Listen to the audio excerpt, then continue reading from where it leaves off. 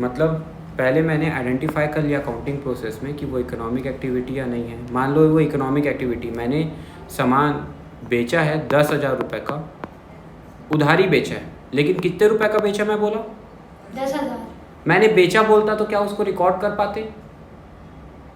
कितने का बेचा नहीं बताता, बस बेचा बोल दिया। अरे आज तो बेचा हूँ, घर में आके पापा को बता रहा हूँ आज तो सामान बेचा हूँ।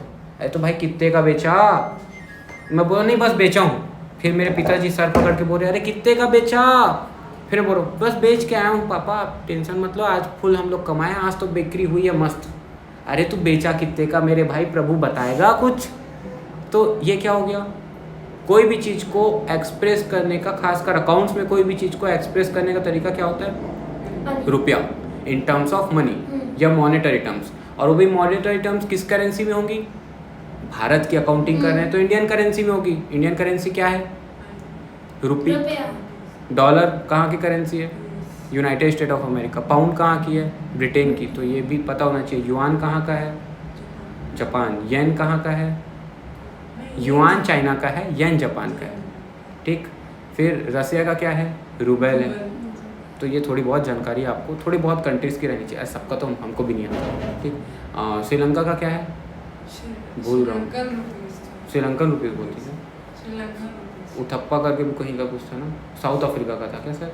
शायद था। और बस धीरम है किसका है? दुबई का। दुबई, धीरम का दुबई, दुबई का धीरम। ठीक। तो यान भी है ना, बताए तो यान, येन है और युआन है। येन और युआन, येन है आपका जापान का, युआन है चाइना की करेंसी। तो measuring in terms of money, money में मेजर कर लिया भाई 10,000 का बेचा, सैलरी दिया आज स्टाफ को। अरे भाई कितनी दिया, क्या रिकॉर्ड करूँगा? क्या ये लिखूंगा अकाउंट्स में जनरल एंट्री में सैलरी दिया अकाउंट डेबिट?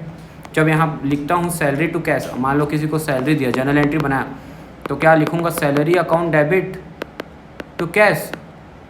तो टू कैश लिखा अगर मान लो, तो सैलरी दिया। अब यहाँ क्या लिखूंगा? बस दे दिया, बस दे दिया, बाकी छोड़ो। ऐसे लिखूंगा क्या? कैसे लिखूंगा? इसमें क्या लिखूंगा? अमाउंट लिखूंगा। अमाउंट लिखने का मतलब क्या हो गया? हर एक चीज़ को मैं किस में मेज़र कर रहा हूँ? मनी में। कोई भी चीज़, अरे ये एक प्रकार का क्या है? स्टैटिस्टिक्स है कि नहीं है? स्टैटिस्टिक्स मतलब क्या होता है? किसी भी डेटा को रिकॉर्ड करना। डेटा कभी भी कलेक्ट होता है तो कैसा कलेक्ट होता है? हमेशा न्यूमेरिकली कलेक्ट होता है। इस टाइप के डेटा कलेक्शन को हम लोग क्या बोलते हैं? क्वांटिटेटिवली डेटा कलेक्शन बोलते हैं। तो डेटा कभी भी क्वालिटी को, और अकाउंटिंग का ये लिमिटेशन है कि वो क्वालिटीज़ को इग्नोर करता है। आज जेठालाल को गुस्सा आया, उसने नट्टू काका को डांटा, बाघा को डांटा, है ना, नट्टू काका रो दिए, तो क्या नट्टू काका का रोना बुक्स में रिकॉर्ड होगा? क्या जेठालाल का डांटना रिकॉर्ड होगा? तो अकाउंटिंग इग्नोर्स क्वालिटेटिव इंफॉर्मेशन। ये बन जाएगी क्या? अकाउंटिंग की लिमिटेशंस। क्योंकि आप बुक्स ऑफ अकाउंट में क्या रिकॉर्ड पार कर सकते हो? सिर्फ क्वांटिटेटिव टर्म्स, नंबर के फॉर्म में, वो भी मनी के फॉर्म में। अब समझ में आया एकदम अच्छे से? तो आइडेंटिफिकेशन के बाद दूसरा काम क्या हो गया? मेजरिंग। मेजरिंग करने के बाद अब आप रिकॉर्ड करोगे उस चीज़ को, बुक्स में रिकॉर्ड करना। अभी जो जनरल एंट्री बता रहा था ना, वो रिकॉर्डिंग का पार्ट है। रिकॉर्डिंग के अंदर में 2 बुक्स बनाओगे, प्राइमरी बुक्स और सब्सिडरी बुक्स। आगे बताऊंगा, अभी छोड़ो, इतना डिटेल में मत जाओ। रिकॉर्ड करने के प्रोसेस को ही बुक कीपिंग बोलते हैं। जर्नल क्या बोलते हैं? बुक कीपिंग बोलते हैं। बुक कीपिंग और अकाउंटिंग होता है ना, तो रिकॉर्डिंग के प्रोसेस को क्या बोला जाता है? Book keeping. हर दिन डेट वाइज सिस्टमेटिक मैनर में चीज़ों को रिकॉर्ड करना जर्नल एंट्री में। समझ गए? वही प्राइमरी बुक है। सब्सिडरी बुक्स होती है cash book, purchase book, sales book, purchase return book, sales return book, bill receivable book, bill payable book, और जो बच गया जर्नल प्रॉपर में। किसी दुकान में जाओगे, क्या बोलते हैं उसको, ढाबे में जाओगे, तो जो ढाबे वाला जो बोलता है ना, ये वाली सब्जी, पनीर कोफ्ता, ये कोफ्ता, ऐसी हो गया था एक साथ में। तो सब्सिडरी बुक्स में ये सारी बुक्स आती है। ये मैं आगे आपको बताऊंगा कि क्यों हम सब्सिडरी बुक्स बनाते हैं। जो बड़ी फर्म होती है, बड़ी जो अकाउंटिंग जिनकी ज़्यादा होती है, वो लोग पहले से सेपरेट बुक्स बनाते हैं। तो प्राइमरी नहीं तो सब्सिडरी, प्राइमरी का अल्टरनेटिव, तो 2 बुक्स बनाने का ऑप्शन होता है। अब रिकॉर्डिंग के बाद क्या करना होता है? अब इसके बाद अकाउंटिंग शुरू होती है। जहाँ पे बुक कीपिंग एंड होती है ना, वहाँ पे अकाउंटिंग स्टार्ट होती है। तो कुछ ऐसा है, देखो इसको समझो वेन डायग्राम से। इसको वेन डायग्राम बोलते हैं। ये जो सर्कुलर के अंदर लिख के समझाते हैं ना, इसको क्या बोलते हैं? Venn diagram. ये आप लोग क्लास 8 में पढ़े भी होंगे थोड़ा बहुत। वेन डायग्राम के थ्रू। तो वेन डायग्राम से अभी देखो आप पढ़े नहीं हो लेकिन समझ में आएगा। ये बुक कीपिंग, चीज़ों को रिकॉर्ड करना, बुक कीपिंग का पार्ट, चीज़ों को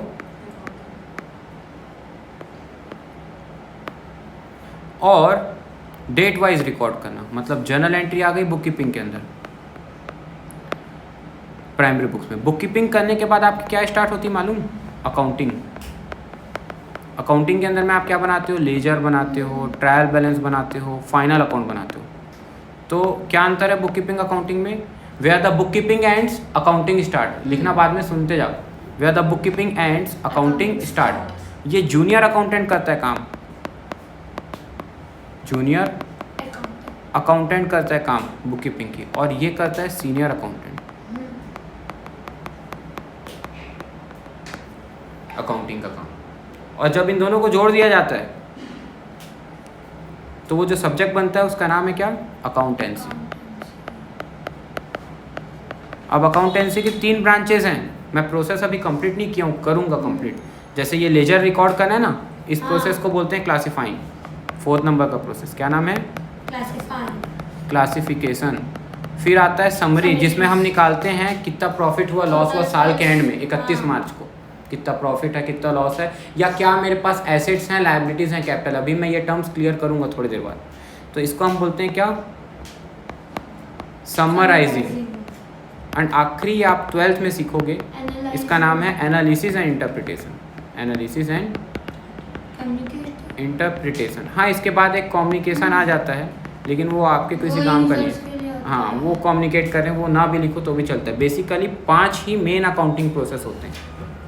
5 मेन अकाउंटिंग प्रोसेस होते हैं। जैसा में क्या क्या हो गए तो बताते जाओ नाम, फिर कल आगे की क्लास का कंटिन्यूएशन करेंगे। Identification, measuring, recording, classification, summarising. पहला हो गया आइडेंटिफिकेशन, दूसरा हो गया मेजरिंग, तीसरा सौम्या आज नीचे ही ले लेना, तीसरा रिकॉर्डिंग। सौम्या रिकॉर्डिंग,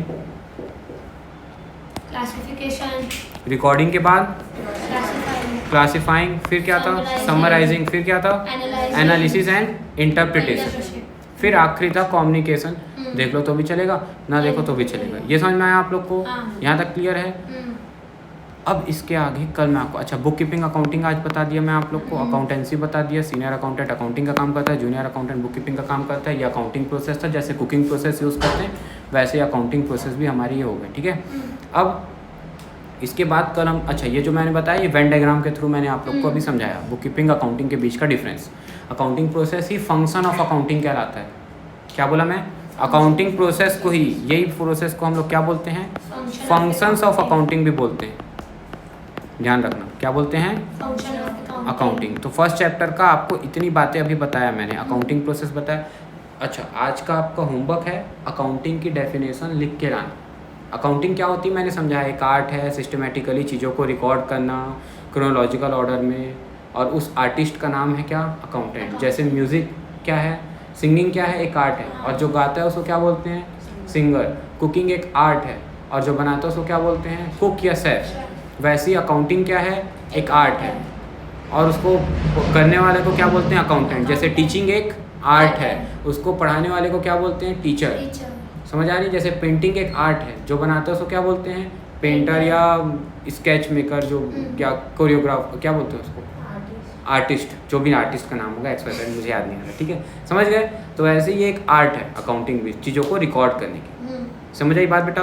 इतना क्लियर है अच्छे से? आज के लिए इतने में रोक रहे हैं। कल बेसिक टर्म्स बताएंगे, एसेट्स क्या होता है, लायबिलिटीज़ क्या होता है, कैपिटल क्या होता है। इसके बेसिस पे सीधा हम बनाना शुरू करेंगे चैप्टर नंबर 5 अकाउंटिंग इक्वेशन। बहुत सारी थ्योरी हो गई 2 दिन में, अब शुरू हो जाएगा कल से सीधा क्या? न्यूमेरिकल, ताकि थ्योरी दिक्कत जाती है, न्यूमेरिकल आसान पड़ेगा। ठीक है।